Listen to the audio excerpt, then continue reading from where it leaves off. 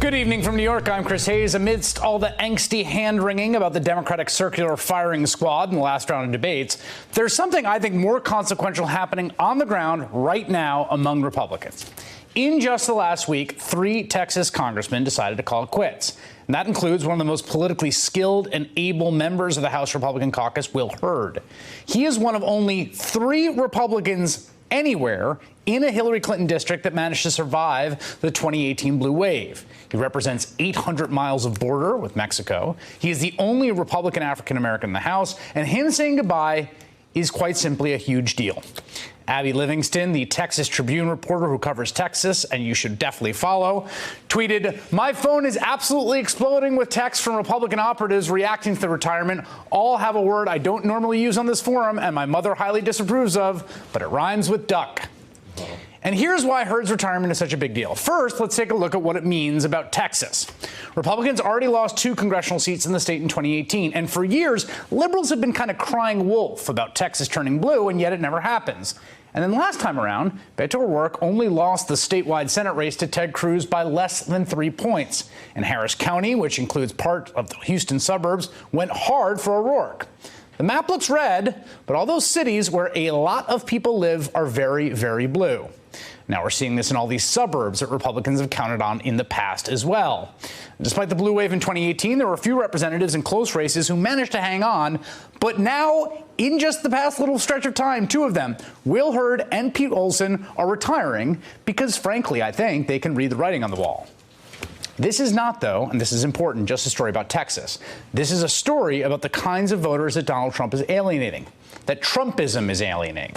We have all read the stories about the diners, about the abandoned mill towns. We've all read the stories about the white working class across the greater industrial Midwest who show up to Trump rallies in Cincinnati.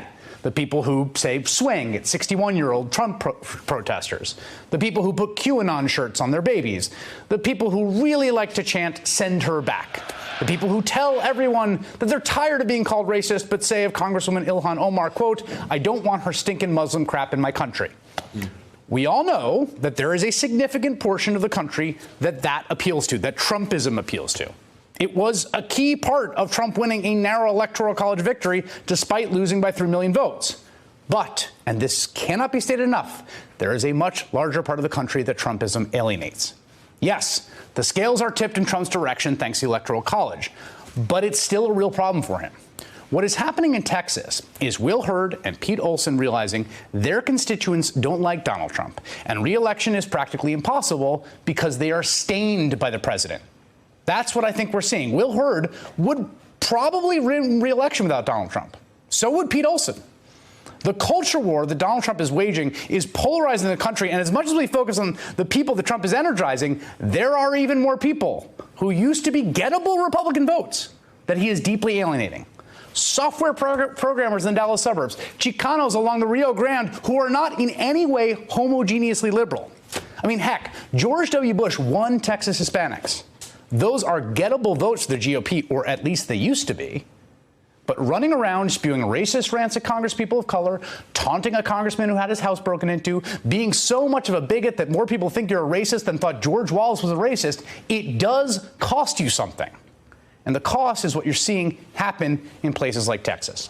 Hey there, I'm Chris Hayes from MSNBC. Thanks for watching MSNBC on YouTube. If you want to keep up to date with the videos we're putting out, you can click subscribe just below me, or click over on this list to see lots of other great videos.